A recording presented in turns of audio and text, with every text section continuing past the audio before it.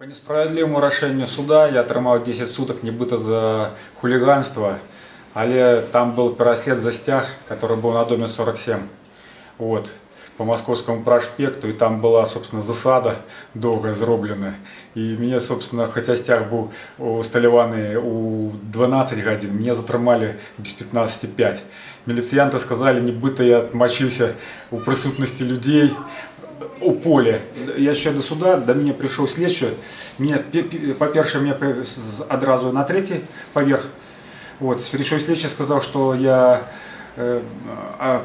винувачусь у сопротиве милициянтам, а по таким артиклям меня судили по стрелке. Вот, это криминальный артикул. Ни адвокату ничего не дали, я им написал, что мне не дали адвоката, я не расписался за это и написал, что такого не было, что это хлусня. И это, и супротив, и хулиганство, все хлусня. Мне потом перевели на другий поверх. Вот. В первый день я объявил голодовку. И голодал 10 дней. Умовы были нормальные, водили меня на шпацир. Ось. От ежи я отмовлялся, мне их ежи не потрібно, бо я не удельничаю в клоунаді. А клоунада почалась, наприклад, суд. Это я приезжаю у цирк, у театр, у цирк, я бачу, як люди хлусять, і при этом роблять вигляд годності, якого їх нема. Вот.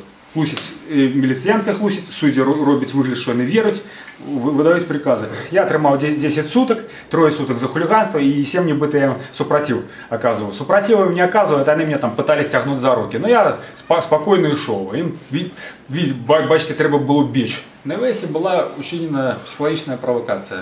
Після того, як я обскардив постанову суда, которая был повинен 5-денный срок, обскарать, мне прислали его в опушни, как раз таки перед Новым годом, 31-е, вот, я послал с милициянтами из машины, по первому там и на суды поехала, и что, и подходит, уже там где-то годину 3 подходит милициянты и запытывая, майор запытывая, есть боты зимовые, я кажу, ну так, сам думаю, а на что боты? В чому справа? Куди мене зараз собрались вести?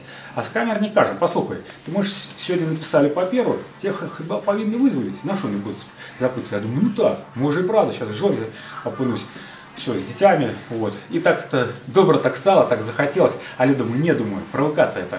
Все это хлыстня, чтобы вызвать вот это почуття, а потом обломать, и чтобы тебе было дренно вельми сидеть. Я учил замежную мову одну, и что?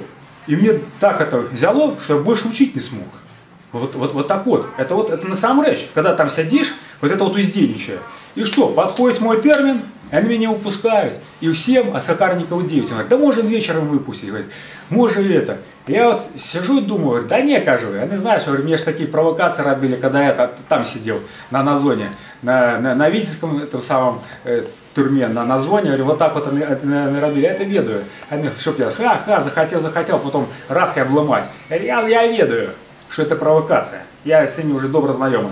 И что? И все равно я не мог, и на вечер ничего не мог учить. Изранить не мог. Я тогда на наступный день стал оттискаться. Оттискаться, приседать. И все, доброе настроение, и я обратно стал далее учить. Вот. Справа в том, что когда человек оттискается, до речі, треба робити на ладоку, и приседая, ну, при праці мышц, в мышцах виробляется питание для мозга. И все, и добро.